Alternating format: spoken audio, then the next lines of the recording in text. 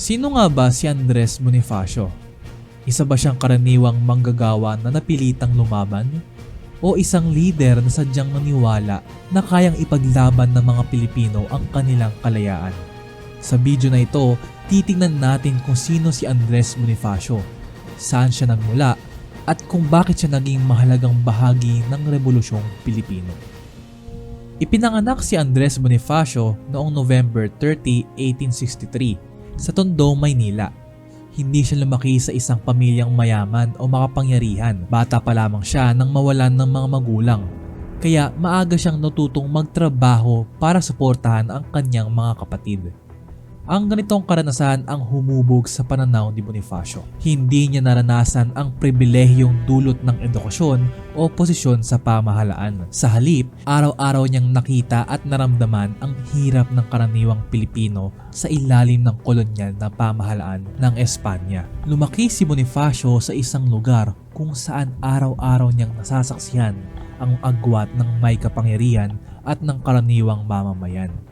Habang ang ilan ay may boses at proteksyon, ang karamihan ay tahimik na nagtitiis sa buwis, sa pilitang paggawa at pang-aabuso ng mga opisyal ng kolonyal na pamahalaan. Ang ganitong kapaligiran ang unti-unting nagbukas ng kanyang kamalayan, hindi bilang isang scholar kundi bilang isang Pilipinong direktang apektado ng sistema. Bagamat wala siyang formal na edukasyon, hindi nangangahulugang kulang sa kaalaman si Bonifacio.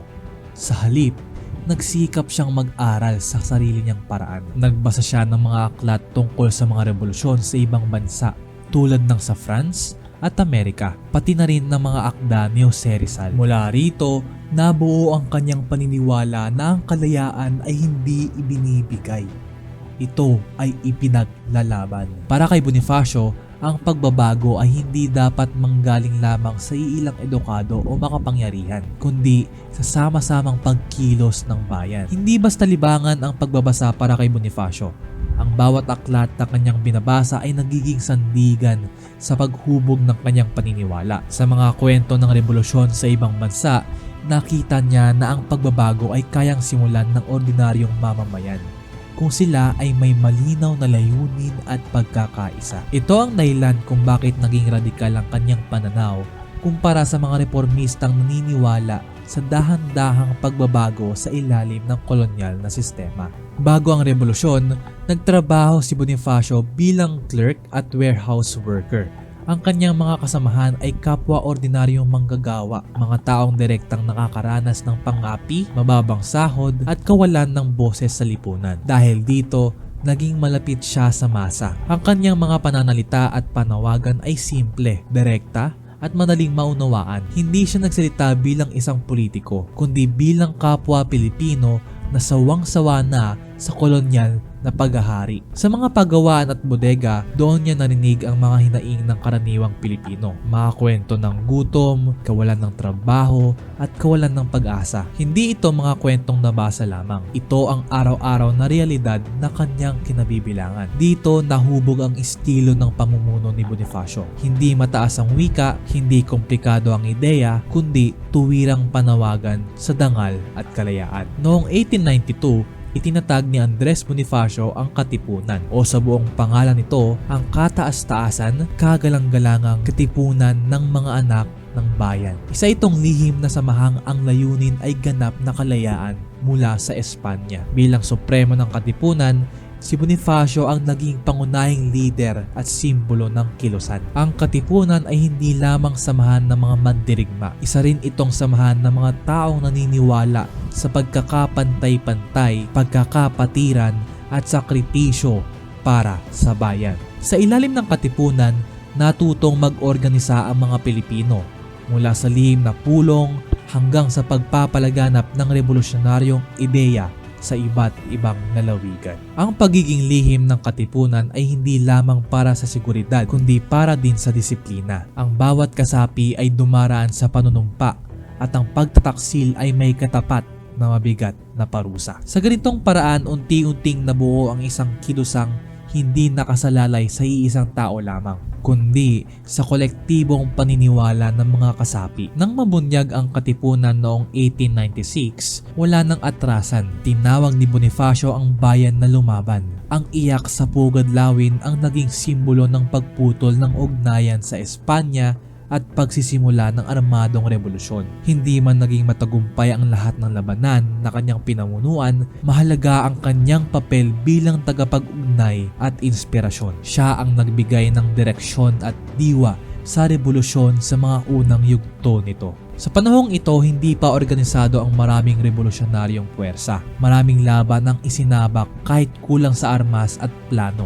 Ngunit ang mahalaga para kay Bonifacio ay ang malinaw na mensahe. Tapos na ang panahon ng katahimikan. Ang kanyang panawagan ay hindi perpekto sa taktika, pero malinaw sa layunin, kalayaan o kamatayan. Bukod sa pagiging revolusyonaryong samahan, ang katipunan ay may sarili ring istruktura at mga patakaran. May mga tungkulin, batas, at proseso ng pamumuno. Sa ilang dokumento, tinukoy si Bonifacio bilang pinuno ng Haring Bayan Katagalugan. Hindi pa ito isang modernong pamahalaan tulad ng mga sumunod na itinatag, ngunit ipinapakita nito na may malinaw na ideya si Bonifacio ng pamumuno at kaayusan, isang pamumunong nakabatay sa bayan. Para kay Bonifacio, ang pamahalaan ay hindi lamang gusali o titulo. Ito ay sistema ng pagkakaisa, pananagutan, at kolektibong desisyon, isang alternatibong kaayusan laban sa kolonyal na pamamahala. Hindi naging madali ang lahat para kay Bonifacio. Hinarap niya ang kakulangan sa armas, limitadong suporta sa ilang rehiyon, at panloob na hidwaan sa loob ng revolusyon. Sa kabila nito, nananatili siyang tapat sa kanyang paniniwala. Para kay Bonifacio, ang revolusyon ay hindi tungkol sa personal na kapangyarihan, kundi sa dignidad at kalayaan ng bayan. Habang lumalawak ang revolusyon, lalong nagiging malinaw ang pagkakaiba ng pananaw ng mga lider. Isang tensyong kalaunan ay magdudulot ng mas mabibigat na pangyayari. Ngunit sa puntong ito ng kwento, si Bonifacio ay nananatiling simbolo ng paninindigan at paniniwala. Mga kagunita, si Andres Bonifacio ay hindi lamang isang tao sa kasaysayan. Siya ang kumatawan sa ideya na ang karaniwang Pilipino ay may kakayahang mag-isip, mag-organisa at lumaban para sa sariling kalayaan. Ang kanyang pamumuno ay hindi nasusukat sa titulo, kundi sa diwa ng revolusyon na kanyang sinimulan. Dito nagtatapos ang kwento kung sino si Andres Bonifacio at kung ano ang kanyang naging papel sa Rebolusyong Pilipino. Sa susunod na mga kwento, tutuklasin natin mga kagunita kung paano at sino nga ba talaga pumatay kay Andres Bonifacio. Totoo nga bang pinatay siya ng kanyang mga kasamahang Pilipino o inutos ito ni Aguinaldo? Kung gusto mo pang makapanood ng ganitong klaseng mga kwento tungkol sa kasaysayan ng Pilipinas, maaari kang mag-subscribe at like dito sa Gunita PH para sa mga susunod na episode. Yun lamang at maraming salamat mga kagunita.